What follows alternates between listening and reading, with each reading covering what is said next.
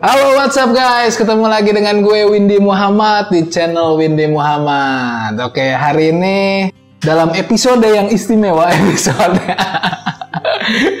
Oke guys, hari ini gue mau ngobrol nih sama orang yang selama ini bekerja sama dengan gue di YouTube.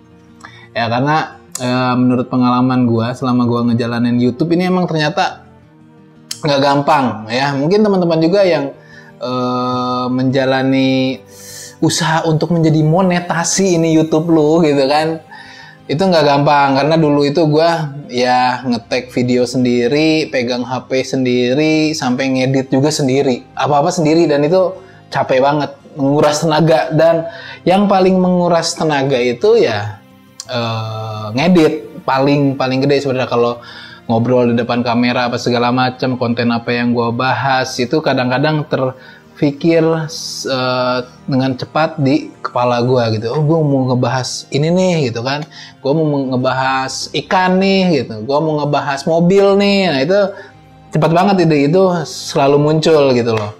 Dan ketika gue di depan kamera ya udah gue tinggal ngomong, gue jelasin apa segala macam, itu gampang ya. Tapi yang susah itu adalah ngedit videonya. Nah, makanya gue mengajak orang ini buat bekerja sama ya dalam pengembangan YouTube channel pribadi gue ini. Nah, oke, siapa orangnya? Ini dia, Kasepta.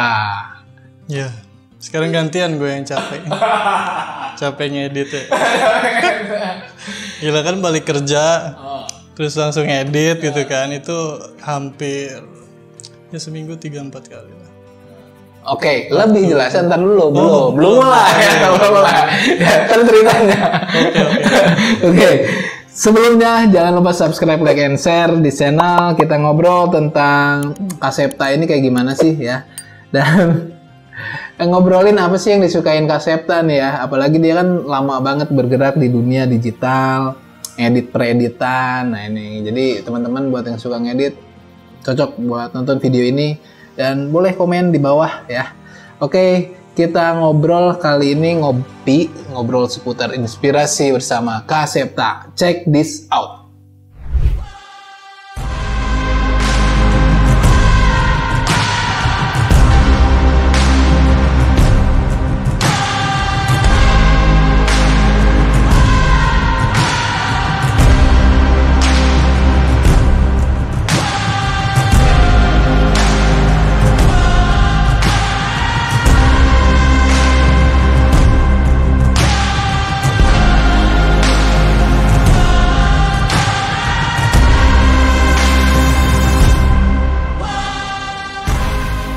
Mana Sep? Oke, Kang Windy. Kang Windy apa Pak Windy ya? Gue kayaknya yang capek, gue tuh capek di depan kamera kayaknya. Mendingan gue ngedit ya. Nah, emang orang biasa yang di belakang layar itu ya. Apa sih kesulitan lu di belakang layar itu kenapa? Gimana? Enggak, kenapa lu lebih senang di belakang layar tuh kenapa? Gak tahu ya, aduh. Gue juga bingung ya.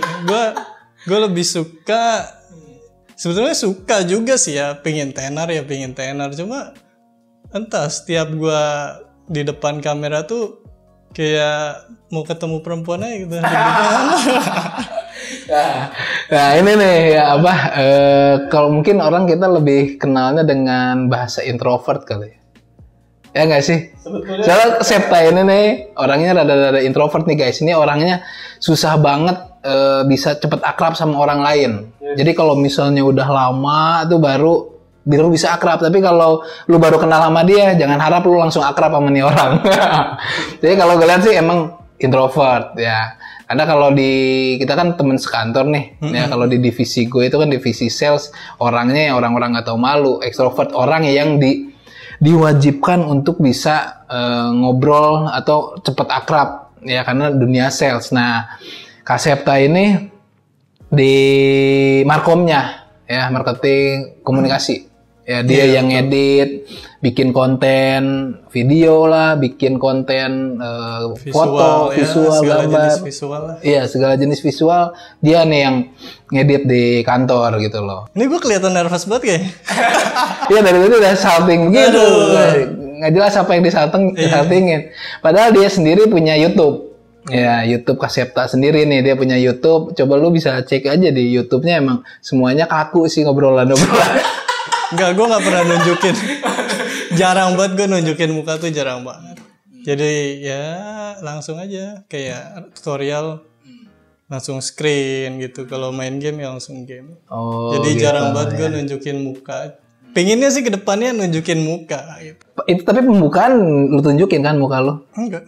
Oh enggak, emang dari awal itu dari tutorial awal, segala macam. Langsung aja udah. Ya tapi yang nontonnya banyak bro. Oh itu. Yang nontonnya banyak. Emang ya gimana ya, orang kreatif. Udah sombong Oke, banget. iya orang kreatif. Oke, orang kreatif. Udah, makanya ada introvert dulu yang tadi nih. Introvert. Apa? Introvert. Sebetulnya introvert itu bukan, ya mungkin apa ya, dia terjun ke lingkungan yang baru itu bukannya sulit untuk beradaptasi, tapi dia pingin ngelihat sifat-sifat orangnya dulu gitu. Jadi apakah gimana sifat si A, gimana sifat si B gitu kan. Karena dia tuh sebenarnya nggak pingin nyakitin perasaan si A si B. Kalau kita nggak tahu nih si A gimana kan, terus tiba-tiba kita nyeletuk gini. Nah itu yang ditakutkan sama orang-orang seperti kita. Jadi lu lebih hati-hati. Ya lebih hati-hati. Jadi dalam mengambil sikap pun lu lebih hati-hati, takut lu menyakiti orang lain. Betul. Ya karena kehati-hatian ini orang menganggap lu ngelihat lu tuh pendiam, kayak begitu kan. Jadi takut salah bicara duluan gitu. Jadi mendingan gue tahu orang itu dulu lah, enaknya dibawa kemana nih gitu. Oke. Tapi setelah kenal deket sama dia, orangnya asik-asik aja sih. Iya. Ya santai aja, konyol malah. Introvert tuh di lingkungan baru lah. Kalau udah kenal mah ya gila lah. Tapi sama juga sih, kalau deketin cewek aja gagal mulu. Gagal mulu gak? Aduh, ini kalau yang nonton temen gua diketawain sih dia. Iya, dulunya penjahat. Dulunya penjahat karena udah pensiun gitu. Bingung jawaban. Iya. Nggak, apakah keseharian lu yang lu dianggap orang lain itu lu introvert? Biasanya kan orang introvert kan susah deket sama cewek, bukan nggak bisa dapet cewek. Dia malah gampang banget kalau dapet cewek gitu loh. Cuman susah untuk mendekati dan lebih mengenal lebih dalam cewek. Bener gak sih? Kalau ketika lo deketin cewek itu kayak gimana? Apa ya? Gue lebih berani deketin perempuan kalau dia nggak rame. Maksudnya di sekitarnya tuh nggak banyak orang gitu. Nggak banyak teman-teman, misalnya ya cuma dia 2-3 orang gitu. Cuma apa ya, kalau banyak temennya itu biasanya, aduh gue nggak enak gitu. Iya kalau banyak ini teman rahasia soalnya, jadi nggak malu apa gimana? Bukan, itu rahasia lah. nggak bisa dibongkar di sini. Banyak rahasia aja kan orang introvert. Nanti rahasianya kita bongkar di konten berikutnya. Bahaya soalnya men. Bahaya. Kalau tahu ini mungkin semakin banyak buaya. Ya udah, berarti memang lo lebih cozy-nya kali ya, lebih nyamannya lo kalau misalnya PDKT sama cewek itu memang dalam keadaan nggak terlalu banyak orang. Tergantung 2 atau 3 orang gitu kan. Dan momentum. Jadi kalau misalnya ini kawan-kawan gue yang nonton nih, ya tau lah gue kan dulu zaman SMA kuliah gimana. Kalau ya teman-teman baru gue gitu kan, yang di sini terutama ya di Serpong lah ya. Ya mereka taunya gue cukup lama melajang gitu kan, karena emang situasi dan kondisi juga. Betul. Karena hal itu jadi gue nggak mikirin soal perempuan dulu. Jadi sekarang nggak mau fokus sama perempuan. Ya fokus cari uang lah. Cari uang. Karena udah mulai. Ya sebentar lagi kepala 3 gitu kan, masa masih mau main-main terus. Iya betul. Tapi ya betul, jangan main-main. Tapi kalau ketika nemu cewek yang serius ya udah harus ke tahap yang lebih serius, bro. Yes. Lu pernah ngejalanin hubungan ini nggak sih? Apa tuh? Selama lu hidup, lu punya pacar, ngejalanin hubungan yang paling menurut lu unik atau paling ekstrim tuh kayak gimana? Soalnya yang setahu gue nih introvert itu tipikalnya setia. Biasanya tipikalnya setia. Jadi kalau udah suka sama ya satu cewek, ya udah satu cewek itu aja gitu. Kalau dulu ya, ini jadi kita bahas introvert ya, padahal mau bahas metaverse. Iya kan ke situ dulu, nanti baru. Ini bakal panjang nih kayaknya. Agak iya, Bisa ada 2 part. Bisa aja loh. Jadi apa gue lupa pertanyaan. Iya, introvert. Lu pernah nggak maksudnya dalam menjalani hubungan lu selama lu pacaran ya, hidup di dunia, lu punya pacar itu yang paling unik atau yang paling berkesan deh? Oke, gue sebetulnya pacaran itu yang namanya anak SMA kali ya, anak SMA, anak kuliah tuh masih have fun aja gitu loh. Jadi belum mikirin jangka panjang ke depan sampai buat nikah gitu, belum kepikiran. Jadi ya namanya rasa cinta gitu pasti ada ya. Cuma lebih ke kita tuh butuh orang yang selalu ada di saat kita butuh gitu ya. Tapi lu setia nggak? Enggak sih. Nggak juga. Berarti konsep kalau introvert tadi ini ya. Ini gue lurusin dulu nih, takut salah paham. Siap. Yang dimaksud setia, nggak setia itu kalau dulu iya gue nggak setia zaman SMA lah kuliah. Karena menurut gue itu pacaran ya sekedar pacaran, cinta monyet lah gitu. Karena kan bahasa selingkuh itu kan ketika kita sudah menikah ya. Kalau masih pacaran mah bukan selingkuh kali ya. Punya pacar lain lah gitu. Punya orang lain. Jadi kita ya pingin aja pacaran tuh. Jadi memang belum kepikiran sama sekali ke sana buat serius intinya mah. Enggak. Ya. Walaupun mulut gua bicara kepada anda ya. Ya mantan gua maksudnya. Oh ada mantan lu yang nonton? Ya nggak tahu juga. Kalau itu kan. Ya kalaupun dulu SMA kuliah bilang serius ya. Ya seriusnya zaman itulah gitu. Aduh, ini jajah bisa-bisa nih. Oke guys. Kita ngobrolin ini hobi lu nih. Ya. Hobi, aduh panjang banget obrolan kita. Ini soalnya kenapa gua mau kerja sama dia, jujur editannya oke. Editannya oke, keren. Nih orang punya bakat banget gitu. Pertama kali gue inget pertama kali dia masuk ke kantor kita saat ini nih. Ya, jadi bulan gitu. Jadi ada yang menginterview dia tuh ngasih tahu jadi hasil editan dia mending yang ini apa yang B gitu. Nah, yang A ini editan lu nih. Yang B ini editan orang lain nih kompetitornya dia. Editan kompetitor gua. Ya biasa aja sih, nggak ini soalnya. Nah, waktu itu ngasih tahu mending videonya bagusan yang mana? Editan A atau editan B? Ya gue bilang editan A jauh lebih bagus gitu loh. Nah, ternyata ya editannya Kasepta ini akhirnya dia terima di kantor kita sekarang ya. Iya, Urban Serpong. Urban Serpong. Nah, setelah kan ngobrol-ngobrol nih sama dia karena kebutuhan dan ya job desk dan tanggung jawab kita hampir mirip gitu ya, jualan, memasarkan begitu kan, karena kita saling berkomunikasi, sering berkomunikasi kayak gitu. Nah, setelah gua tahu seluk-beluknya dia, ternyata memang nih orang ngeditnya ya jago banget gitu loh. Karena gue juga jujur, gue suka ngedit. Ya, gue suka ngedit dari gue kuliah, dari gue ya kerja, gue suka ngedit foto, ngedit video, suka gitu loh. Otodidak, ya. Dan lu juga otodidak, tapi lu pernah ikutan sekolah ini nggak sih? Ya kalau di kuliah tuh.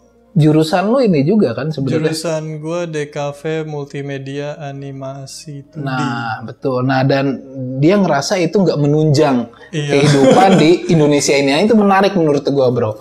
Biar buat lu ceritain gitu dari hobi lu yang suka ngedit, dari SMP ya suka ngedit ya? SMP kelas 2 lah itu gue awalnya tuh nonton YouTube ada editan dari luar negeri gitu ya, ada orang bikin efek-efek Dragon Ball. Itu gue penasaran. Enggak, sebetulnya awalnya tuh dari animasi Flash 2D. Mungkin teman-teman yang 90-an tahu kali ya animasi Flash yang cuma stickman gitu. Nah, itu stickman itu biasanya kan cuma di gambar doang. Ini dia bisa hadir ke real life gitu. Jadi orang nih bisa interaksi sama stickman yang cuma gambar bulat gitu-gitu. Tapi Adobe Flash bukan? Iya, pakai Adobe Flash. Adobe Flash, ya gue tahu. Terus?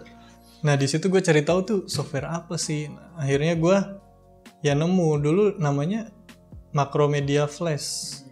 Itu zaman SMP. Oke, itu berarti dimulai dari ketertarikan lu, akhirnya lu menemukan itu mengenai animasi. Terus ngulik lebih dalam, nemu tuh yang visual effect Dragon Ball. Gimana nih dia bisa ngeluarin efek-efek kayak gini gitu kan? Akhirnya gue cari terus di YouTube. Itu tahun berapa ya? SMP tuh gue 2008 atau 2007 gitu.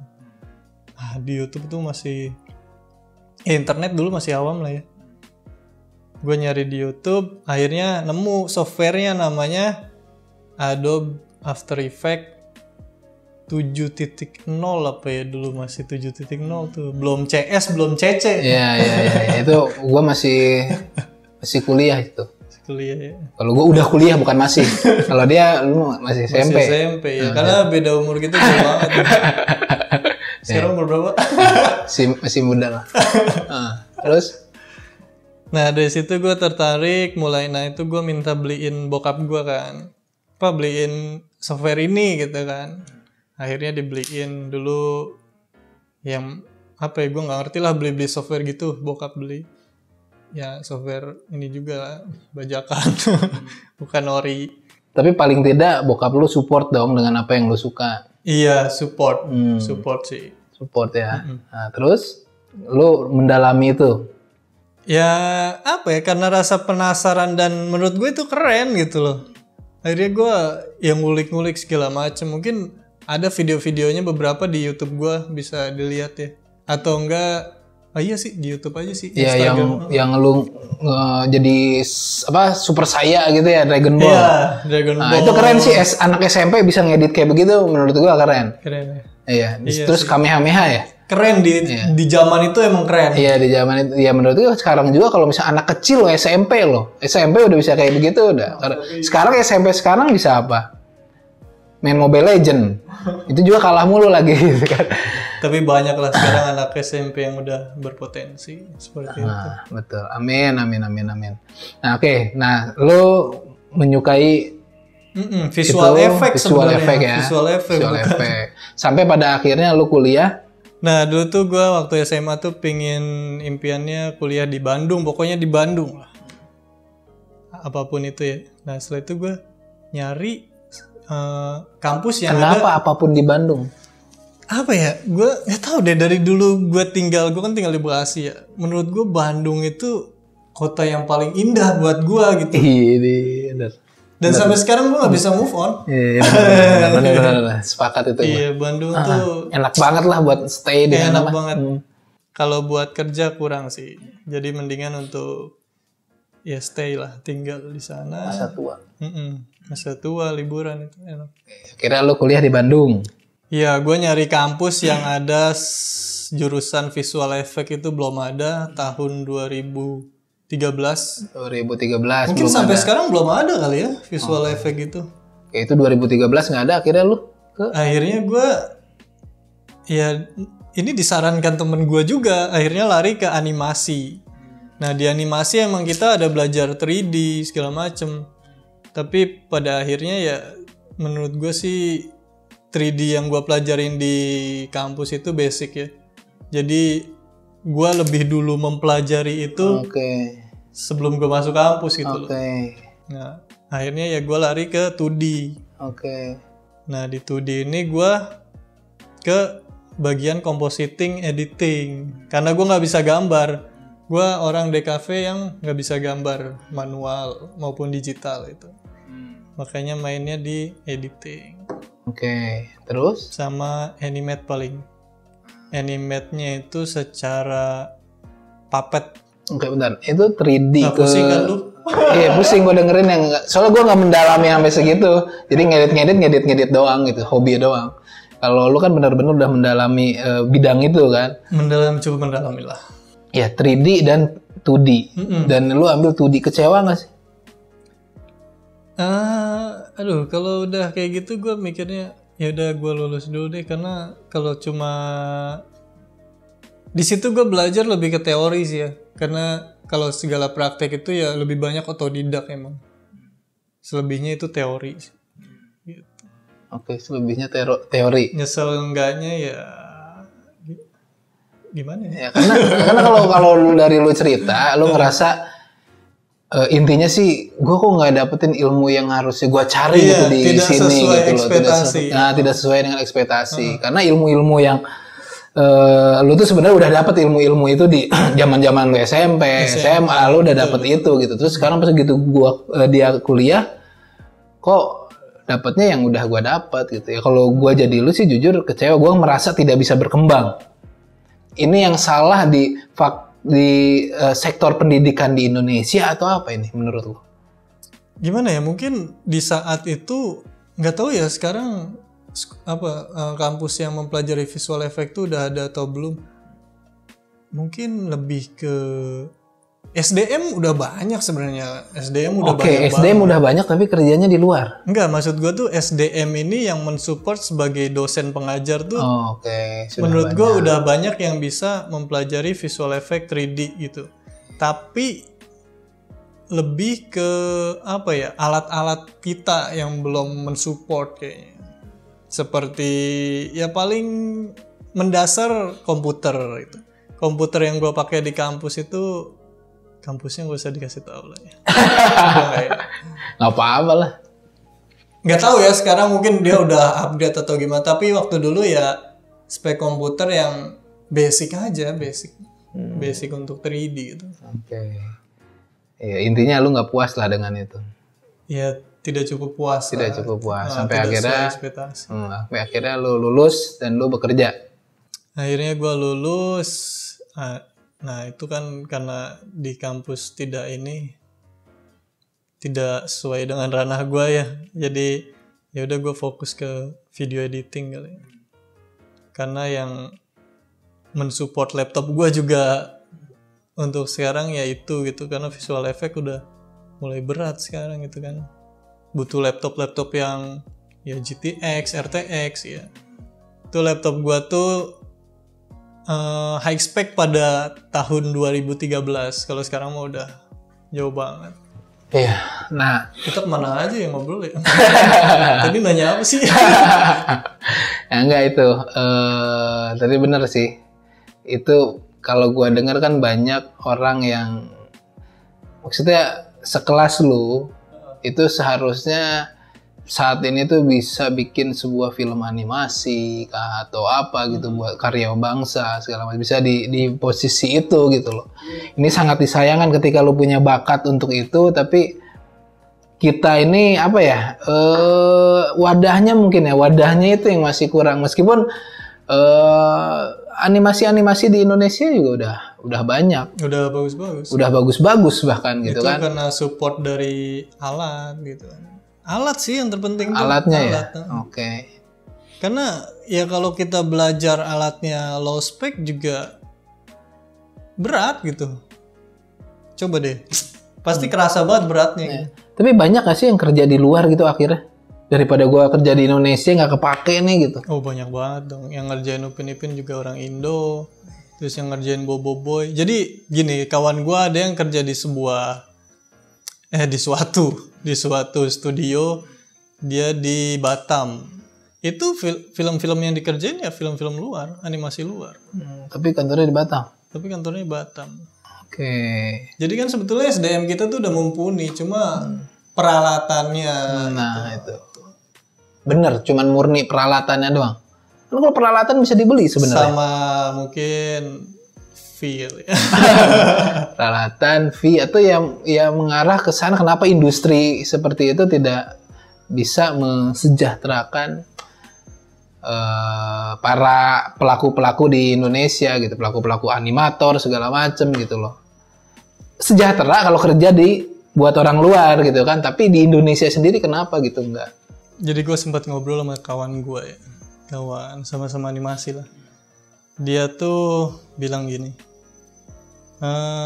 sebetulnya animasi, misalnya si A nanya ke kita untuk bikin animasi segini, biayanya berapa gitu kan. Si A ini calo lah ibaratnya ya. Calo nanya ke studio, bikin animasi ini berapa biayanya. Anggap aja misalnya ya 500 juta gitu ya, anggap ya. 500 juta Nah tuh si calo ini nawarin ke klien nih 3M. Padahal kalau itu biaya bisa turun ke studio itu dengan lebih banyak, mungkin bisa lebih bagus lagi hasilnya kan. Bukan dimakan si calo ini doang. Gitu. Berarti di Indonesia itu banyak calo maksud lo? Bukan calo kali ya disebutnya. Iya, semacam menghubung itu kan, orang ketiga. Jadi banyak yang nyambi seperti itu. Iya boleh lah nyambi, tapi ya lihatlah orang-orang yang di bawah yang ngerjain itu lebih banyak extra time ya gitu kan. Yang harusnya dihidupkan tuh ya orang-orang yang yang kerjanya gitu, bukan orang yang cuma menghubungkan doang. Ya emang kita butuh orang yang menghubungkan karena ya kita mungkin nggak kenal sama si klien gitu kan. Ya tapi jangan dipangkas sebanyak itu. Iya. Tapi menurut gue itu sah-sah aja sih, karena kan si studio udah bilang oke sekian. Iya. Nah, terus jadi salahnya di mana dong? Apa karena watak orang Indonesia yang bisa main kayak begitu gitu? Atau mungkin ya para pelaku yang punya studio itu tidak bisa mempromosikan studionya dengan baik sampai akhirnya dia butuh pihak ketiga. Mungkin privilege kali ya, baik lagi ke privilege. Dia punya kenalan si A. Channeling. Channeling. Jadi kalau menurut gue sih sebenarnya promosinya sih. Promosi studio itu. Iya, promosi. Studio animasi itu banyak banget di Indonesia. Apalagi studio-studio kecil. Gue pernah magang di Malang. Nama studionya High Animation. Itu keren produksinya. Tapi ya gitu. Karena di Malang kan ya UMR sana berapa sih gitu. Ya, sebenarnya kalau gue sih harapan gue ya banyaknya orang-orang yang berbakat seperti Septa ini bisa dimanfaatkan lebih baik di negara kita sendiri gitu loh. Menciptakan film-film animasi produk dalam negeri kayak begitu. Itu harapan gue sih. Makanya kenapa sih malah bahkan yang bikin Transformer pun deh kalau nggak salah itu dari Indonesia gitu. Kenapa lu harus bikin film Transformer di Hollywood? Kenapa lu nggak bikin film Transformer di Indonesia gitu? Tapi menurut gue film tuh nomor kesekian banget sih di Indonesia tuh. Makanya ya mungkin ya pemerintah kita juga untuk ke film belum mensupport itu. Jadi masih banyak hal yang mereka lihat lagi daripada film gitu. Iya, jadi ya kesekian kali lah buat pemerintah di Indonesia. Berarti ini bisa masukan juga dong buat pemerintah di Indonesia. Betul. Ya, bahwa lebih memperhatikan para kreatif seni. Bahkan film. Setahu gue tuh ada namanya Backcraft kan, Badan Ekonomi Kreatif. Nah itu mungkin bisa dikembangkan lagi gitu. Tahu nggak sih lo Backcraft? Nggak tahu. Nah itu kita mungkin pemerintah mencoba ya meningkatkan ekonomi kita di bidang kreatif gitu. Ya mungkin salah satunya film, cuma itu belum terlihat gitu. Belum optimal berarti. Belum optimal. Ya, berarti masih banyak PR yang harus diinin sama pemerintah ya. Oke, saya soal kerja tadi ya? Tadi nanya soal kerjaan ya. Gue kerja di mana sebelumnya? Lu kerja di mana sebelumnya? Jadi awal gue lulus tuh gue kan ke arah videographer ya, editor. Jadi gue freelance waktu itu. Gue diminta. Itu butuhnya kuliah. Link. Nah itu yang terpenting sih. Jadi kita di kampus itu bukan cuma nyari ilmu tapi nyari teman. Karena teman-teman kita itu bisa merekomendasikan kita juga gitu. Jadi ya gue nggak begitu kecewa juga sih dengan jurusan yang gue ambil. Dari situ gue bisa dapat banyak kawan yang ya kurang lebih ya sebidang sama gue gitu. Dan itu jadi ya channel teman-teman lu yang bisa bikin lu maju kan ke depannya. Lu harus ngapain segala macam. Betul, makanya dari situ gue waktu itu ada yang nanya di grup komunitas lah. Ada yang bisa tahun baru ini nggak dokumentasi acara gitu. Gue kan waktu itu baru lulus gabut, tahun baru ngapain juga gitu kan, mendingan cari duit. Akhirnya gue ke Bandung. Itu gue sempat pulang tuh habis kuliah, habis wisuda pulang ke rumah, terus gue balik lagi ke Bandung. Itu gue garap dokumentasi acara Indonesia Gamers Jambore itu di Click Square. Nah itu kantor pertama gue di sana sebagai markom juga. Markom, bagian video editing, pokoknya bagian visual lah. Itu setelah lu freelance terus ke situ bagian Jadi Markom. freelance ya itu awal freelance diajak di ClickSquare, terus ya gue diminta untuk join lah, bergabung dengan tim Markom. Oke. Ya intinya dunia virtual bukan sih? Apa tuh? Yang lu geluti selama ini, editing video apa segala macam. Digital. Digital sama virtual itu bedanya apa ya? Kayaknya kalau virtual kurang ini ya bahasanya. Apa tuh? Virtual tuh kayak ya dunia virtual. Oh itu yang mau kita bahas ya. Gue mau arah ke sana, tapi susah banget kayaknya nih dibawa ke arah sana. Harusnya gue yang masuk ya. Iya. Sama gak sih virtual sama itu? Ya mungkin kedepannya sama sih, cuma beda bahasa aja kali ya. Sama-sama digital. Betul. Yang paling menarik di sini itu kemarin metaverse. Iya, metaverse sih sempat hot, tapi sekarang kayaknya redup lagi nih di Indonesia. Ya, tau lah orang Indonesia gimana sih, kalau ada yang hype ya ikutan, kalau enggak ya udah. Ya, metaverse ini kalau gue lihat lebih diperkenalkan oleh Mark Zuckerberg ya. Pendiri Facebook. CEO. Nah, CEO-nya. Nah, cuman kalau gue searching nih di artikel nih, bro. Gimana tuh? Ini metaverse ini sebenarnya sudah ada sejak 1992. Boleh tahu gue tuh. Iya. Cuman kan memang sering diperkenalkan oleh Mark Zuckerberg ini kan. Tapi memang ternyata metaverse ini bukan istilah yang baru. Ya, ini udah dikenal dari tahun 1992 dan orang pertama yang menciptakan istilah metaverse itu adalah Neil Stephenson. Siapa tuh? Dia menyebut metaverse pada novelnya di tahun 1992 yang berjudul Snow Crash. Dalam novel tersebut, istilah metaverse merujuk pada dunia virtual 3D yang dihuni oleh avatar orang sungguhan. Nah, menurut pakar kajian media Universitas Erlangga, Unair Rahman Ida, konsep metaverse sendiri merupakan perkembangan dari konsep yang telah ada sebelumnya. Ya, kalau beberapa tahun juga ada dulu Avatar. Ya, film Avatar yang biru tuh. Betul. Nah, terus Pak Jokowi juga pernah nyobain tuh ketemu Zuckerberg nih, dia nyobain kacamata kan VR. Nah, dia juga udah nyobain. Apa sih panjangannya VR? Gue tuh sampai lupa.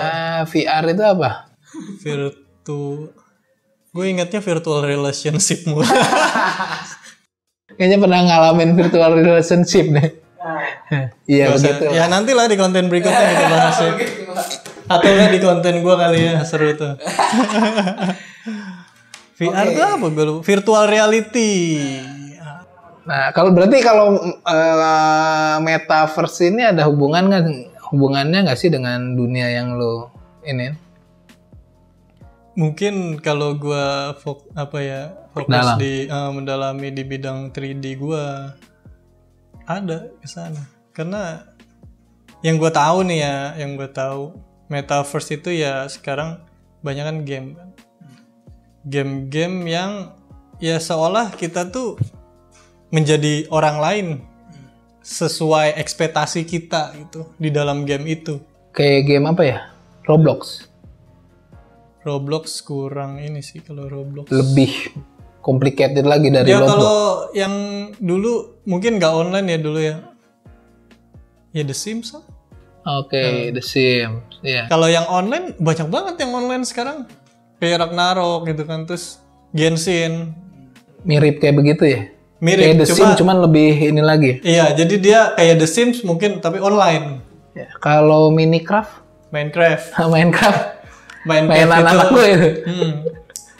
Nah, yang mau diciptain Mark Zuckerberg ini, kan dia merubah Facebook menjadi metaverse. Itu rencana kedepannya dia itu jadi berbentuk game kah atau seperti apa, atau dia menciptakan kehidupan baru kan? Kalau yang lihat ya semacam menciptakan kehidupan baru tapi dunia virtual. Kita di situ bisa beli tanah, di situ bisa beli apapun gitu, di situ kita bisa melakukan transaksi jual beli barang. Ya itu yang akan dibuat oleh Mark Zuckerberg ya dari metaverse. Tahu film ini gak sih? Apa? Ender Game atau apa ya dulu tuh? Ender Game. Ender Game. Nggak tahu. Atau apa gue lupa juga judulnya tuh. Pokoknya dia film soal game gitu. Dia pakai VR, terus pakai baju yang bisa kalau disentuh di dalam game kerasa. Oh, itu gambarannya seperti itu. Iya, gambarannya kayak gitu.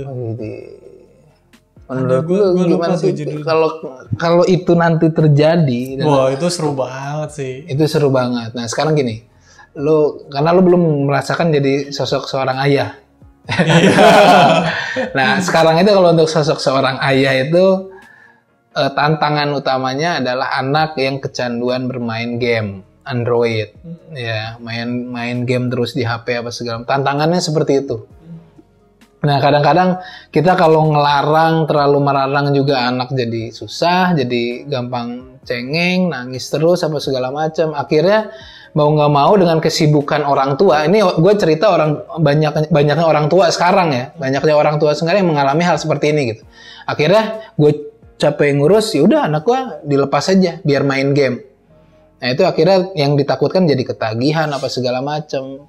Nah konsep metaverse ini itu kalau misalnya nanti sudah jadi, di bayangan gue apakah ini akan bikin seedik manusia kepada metaverse ini gitu. Orang bakal ya mungkin ntar mereka ya sekarang akan lupa makan minum karena main game terus. Nah ini juga mungkin di dunia virtual terus dia sampai lupa makan sampai lupa minum. Itu kayak film Sword Art Online tuh, tahu nggak? Nggak tahu juga. Nah itu film anime, nggak tahu. Iya anime itu.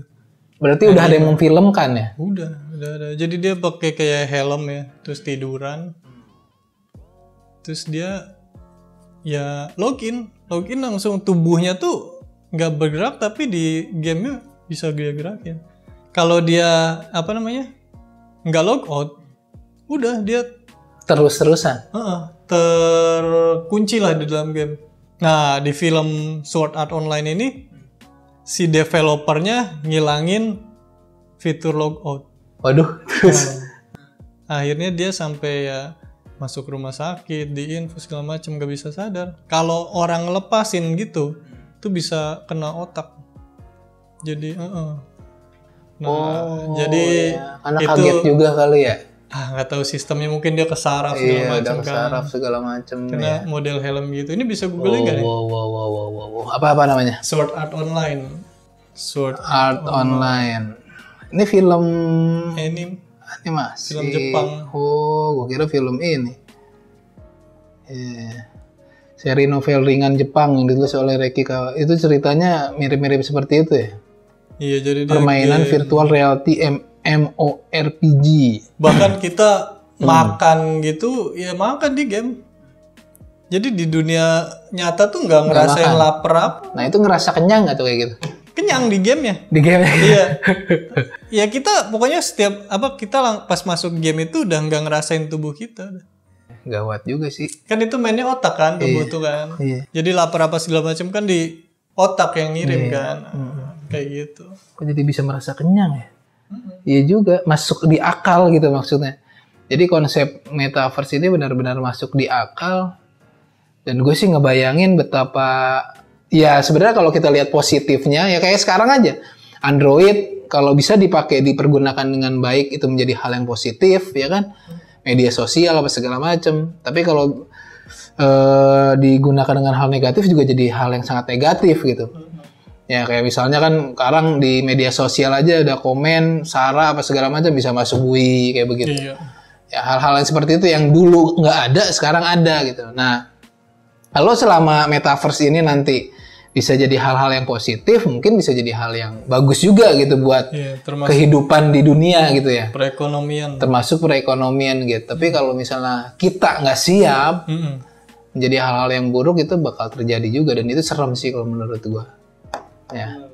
Jadi intinya sih apapun teknologi kemajuan perkembangan seperti apa ya semakin maju ya asal SDM ini harus siap. Harus bisa diimbangi juga. Iya harus bisa diimbangi. Ya Sep. Oke. Itu keren banget sih gila kalau. Iya kalau jadi. Cuma menurut gue ya di Indonesia kayaknya bakal terlambat lah ya. Kenapa? Terlambat. Ya, pertama mungkin alatnya bakal mahal banget. Karena kan pendapatan di Indonesia juga tidak kayak di luar negeri gitu. Tapi bukannya yang rich itu kayak banyak banget ya di Indonesia? Iya, penggunanya orang-orang kaya doang gitu. Orang-orang kayak kita, ya kita harus kaya dulu lah.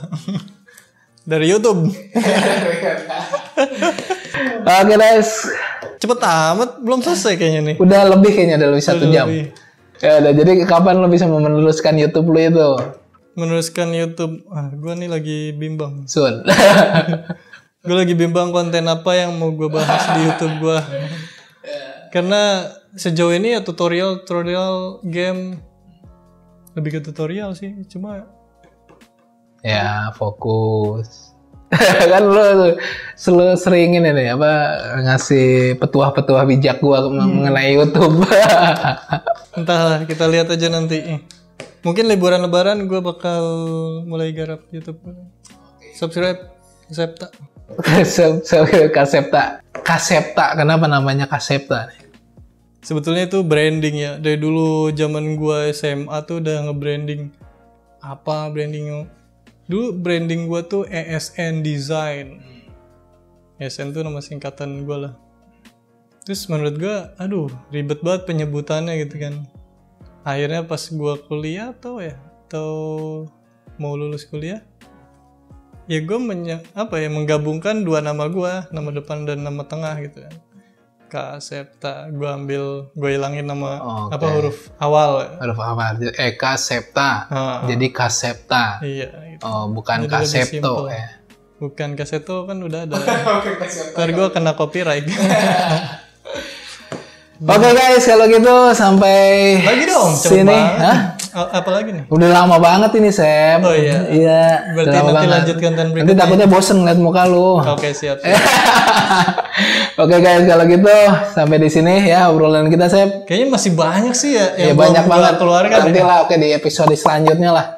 Oke guys, kalau gitu jangan lupa subscribe, like, and share di channel. Sampai ketemu lagi dengan gue Windy Muhammad dan Kasepta. Jangan lupa subscribe juga channel gue ya. Iya deh. Sampai baru monet. Baru monet mau sombong dia. Dari tahun berapa gue 2010 bikin channel baru monet. Hasil perjuangan itu ya. Enggak, sebenarnya dulu tuh. Dulu kenapa? Kan sebelum ada kebijakan baru ya, itu tuh udah menghasilkan uang YouTube gua. Cuma pas kebijakan baru, jam tayang gua merosot kan. Tahun berapa tuh kebijakan baru? 2014, 2015. Mungkin mempersulit YouTube untuk mencari uang.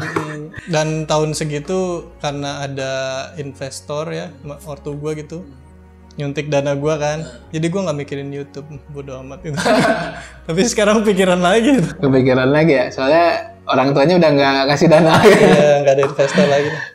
Oke, kalau gitu sampai ketemu lagi. Cayo.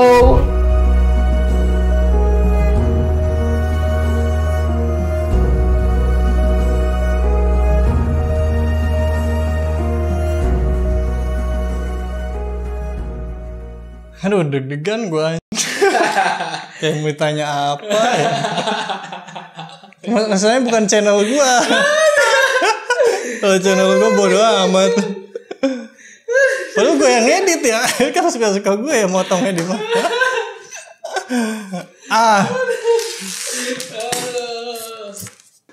Virtual metaverse. Gue lebih paham virtual relationship. Iya.